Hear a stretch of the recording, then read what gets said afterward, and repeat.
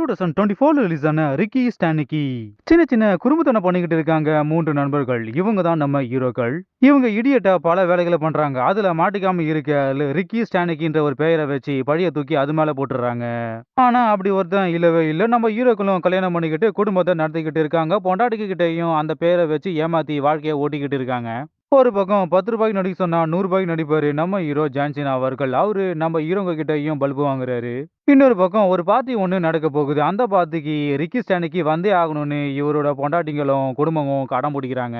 உடனே நம்ம 3 ஹீரோக்களும் ₹10 நடிக்கிற நம்ம ஜான்சினாவை கூப்பிட்டு நடிக்க சொல்றாங்க. அவரும் ₹1000 நடிக்கிறாரு. ரிக்கி ஸ்டானிக்கின்னு எல்லாரையும் நம்ப வைக்கிறாரு.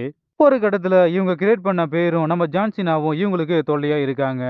இதுக்கப்புறம் நம்ம 3 ஹீரோக்களோட வாழ்க்கையும் நம்ம ஜான்சினாவோட வாழ்க்கையும் எப்படி மாறப்போகுதுன்னு படத்தை முடிக்கிறாங்க. ஒரு தரமான படம். பிளாக் அடி அடி நடிக்கும். ஆனாலும் படம் போயிட்டே இருக்கும். Tamil dubbing cinematography okay. IMDb rating 6.2, நம்ம ரேட்டிங் 5.8.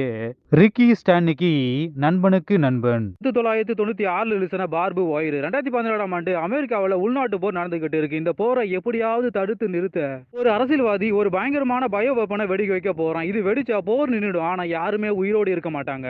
இந்த வெப்பனை ரெடி பண்ண ஒரு சயின்டிஸ்ட் பொம்பளை அதை எடுத்துக்கிட்டு ஓடிட்டா. இவளை பாடி கார்டு அரசியல்வாதி கிட்ட இருந்து காப்பாத்துறான். இன்னொரு பக்கம் இந்த படத்தோட கதாநாயகி பமில் அன்பானவள், அழகானவள், ஆனா ஆபத்தானவள். பணம் கொடுத்தா யாரு வேண்டுமானாலும் கொலை பண்ணுவா. இவ ஒரு குடிகார கிளப்பை வச்சு நடத்துறா. இதுல வர பணம் கூட இவளுக்கு பத்தல. அதனால பார்ட் டைமா வேற ஒரு கிளப்ல டான்ஸ் ஆடுறா. அங்க வர பிசினஸ் மேனை மயக்கி சென்சார் பண்ணி பணம் பறிப்பா. இதுதான் இவளோட வழக்கம். சாரி பழக்கம். இவளோட முன்னாள் காதலன் இவளை மீட் பண்ணி ஒரு அரசியல்வாதி பண்ண சதியை இவகிட்ட சொல்லி இந்த சயின்டிஸ்ட் பொம்பளையை எப்படியாவது நியூயார்க் கொண்டு போகணும்னு இவகிட்ட எழுப்பு கேட்கறான். இதுக்கப்புறம் இவங்க 2 பேரும் ஒன்று சேர்ந்து போரை நிறுத்தினார்களா இல்லையா? இதுதான் படத்தோட கதை. நம்ம ஹீரோயின் சண்டை நல்லா போடுறா. ஆனா சட்டை தான் போட மாட்டா. ஏகப்பட்ட இடத்துல சென்சார் சீனை வச்சு நார் அடிச்சிட்டாங்க. தமிழ் டப்பிங் சினிமாட்டோகிராஃபி நல்லா இருக்கு. ஆனா படம் நல்லா இல்ல. டைம் இருந்தா மட்டும் இந்த படம் பாருங்க. IMDb ரேட்டிங் 3.4, நம்ம rating 2. Barb Wire. Sunny Leon.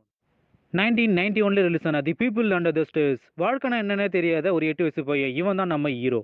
இவனோட அம்மாவுக்கு உடம்பு சரியில்லை. மருந்து வாங்கவும் காசு இல்லை. இவனோட அக்காவுக்கு கல்யாணம் ஆகல. ஆனா 2 வயசுல குழந்தை இருக்கு. வீட்டுக்கு வாடகையும் கொடுக்க முடியல. வறுமையில் போராடும் ஒரு குடும்பம். எப்படியாவது குடும்பத்தோட வறுமையை போக்க இந்த 8 வயசு பையன் சேரக்கூடாத ஒரு திருட்டு கும்பல் கூட சேர்ந்துக்கிட்டு ஒரு வீட்டுக்குள்ள புதையல் இருக்குன்னு நம்பி அந்த வீட்டுக்குள்ள இந்த பையனும் அந்த திருட்டு கும்பலும் அங்க போறாங்க. அந்த வீட்டுக்குள்ள ஒரு வயசு பொண்ணை அடைச்சு வச்சு அவளோட அப்பா அம்மாவே அந்த பொண்ணை கொடுமைப்படுத்துறான். கடைசியில இது ஒரு சைக்கோ குடும்பம். இந்த ஃபேமிலி கிட்ட மாட்டிக்கிட்டு இந்த திருட்டு கும்பல் இறுதியாக இங்கிருந்து தப்பிச்சாங்களா இல்லையா? இதுக்கப்புறம் இங்க நடக்க போற மர்மமான காட்சிகள். இதுதான் படத்தோட கதையே. ஹாரர் மிஸ்ட்ரி படம் எதிர்பார்க்கறவங்க கண்டிப்பா இந்த படத்தை பார்க்கலாம். தமிழ் டப்பிங் நல்லா இருக்கு. ஆனா கேட்கும்படியா இல்ல. பல ட்விஸ்ட் டர்னை வச்சாலும் எல்லாமே லேக் அடிச்சுக்கிட்டே இருக்கு. ஆனா அது எதுவுமே சரியா காட்டல. அதுதான் இந்த படத்துல ஒரே ஒரு மைனஸ். ஓவரால் படம் பார்க்கலாம். IMDb ரேட்டிங் 6.7, நம்ம rating 5.5. The people under the stairs, the kill family. 2013 release ஆன எலிசியம். 2154 வருஷம் பூமியில நோய் பரவி மக்கள் வாழ்வா சாவான்னு போராடிக்கிட்டு இருக்காங்க. ஆனா பணக்கார மக்கள் வானத்துல ஒரு செயற்கையான பூமியை உருவாக்கி அதற்கு எலிசியன்னு பெயர் வச்சு ஜாலியா வாழ்ந்துகிட்டு இருக்காங்க. இன்னொரு பக்கம் நம்ம ஹீரோ எப்படியாவது எலிசியம் போக டிக்கெட் வாங்க அதுக்காக வேலைக்கு போய் சிறுக சிறுக பணத்தை சேர்த்துக்கிட்டு இருக்காரு. ஒரு நாள் இவர் வேலைக்கு போகும்போது டேஞ்சர் ரூம்ல மாட்டிக்கிட்டாரு. அங்க இருக்கிற கதிர் வச்சு இவரை தாக்கி விட்டது. இன்னும் 5 நாள் மட்டும்தான் இவர் உயிரோட இருப்பாரு. அதுக்காக உடம்பெல்லாம் மிஷினை மாட்டிக்கிட்டு எலிசியம் போனா மட்டும்தான் இவரால குணமாக முடியும். அதுக்காக எலிசியத்தோட குடிமான கடத்தி அவன் மண்டைக்குள்ள இருக்கிற எலிசியா டேட்டாவை இவரோட மண்டைக்குள்ள ஏத்திக்கிட்டாரு. இவனை எப்படியாவது பிடிச்சே ஆகணும்னு எலிசியத்தோட தலைவி இவனை துரத்த ஆரம்பிக்கிறார். நம்ம ஹீரோ இங்கிருந்து ஓட ஆரம்பிக்கிறாரு. படம் முழுக்கம் ஓடிக்கிட்டே இருக்காரு. என்னதான் உடம்புல மிஷின் இருந்தாலும் இவர் அடிக்கிறாரு இல்லையோ ஏகப்பட்ட பேர்கிட்ட அடி வாங்குறாரு.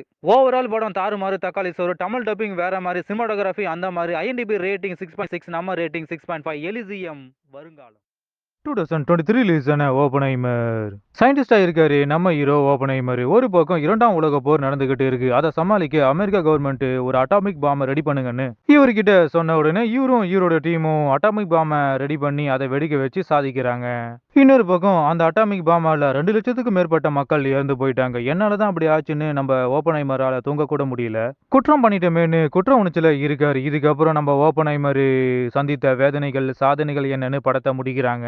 ஒரு தரமான படம். பொறுமையா போனாலும் அருமையா எடுத்திருக்காங்க. Tamil dubbing cinematography double okay. IMDb rating 8.3, நம்ம ரேட்டிங் 7.5. ஓப்பன்ஹைமர் இவன் நல்லவனா இல்ல கெட்டவனா? புதிய கீதையே.